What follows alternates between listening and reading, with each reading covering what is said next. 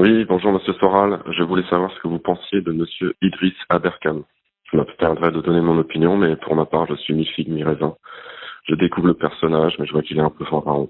Voilà, je m'arrête là. À vous. Merci. Bonne continuation. Alors le problème de donner mon avis sur des gens, c'est que bon déjà ça m'oblige souvent à critiquer.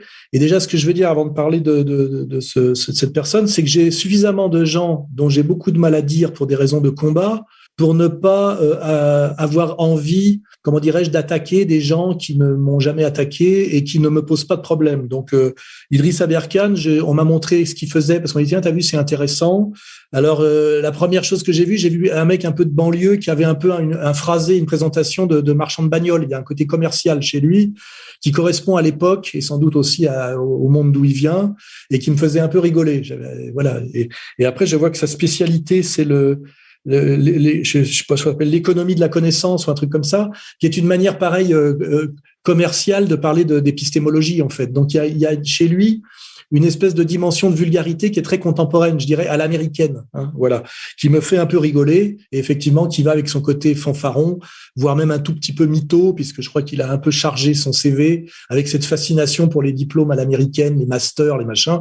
Moi, je rappelle que je suis autodidacte, j'ai pas mon bac et le seul diplôme que j'ai jamais passé, c'est celui d'instructeur fédéral de boxe anglaise en 2004 à Buja. Ça, c'est pour répondre à un certain abruti qui pense que j'ai menti sur mon diplôme de boxe parce qu'il a contacté la Fédération française de boxe française. Voilà. En boxe française, j'ai mon test probatoire, mais c'est en boxe anglaise que j'ai passé mon diplôme d'instructeur fédéral. Voilà, à Buja, hein, pour ceux qui connaissent.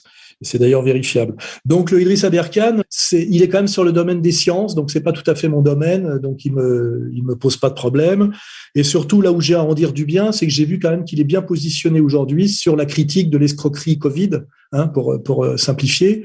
Et donc au moins sur cette question majeure et qui est vraiment la question essentielle, hein, c'est l'acceptation ou le refus de l'idéologie Covid, c'est-à-dire de la dictature sanitaire.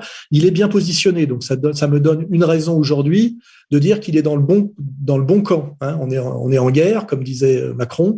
Et ben il fait la guerre du bon côté. Donc même si je lui trouve un petit côté commercial, un petit côté vulgarité à l'américaine, un petit côté fanfaron, et que j'aime pas trop que on qualifie l'épistémologie d'économie de la connaissance, parce qu'il y a toujours ce côté business, quoi. Hein. Je vous dis, ça c'est côté très américain.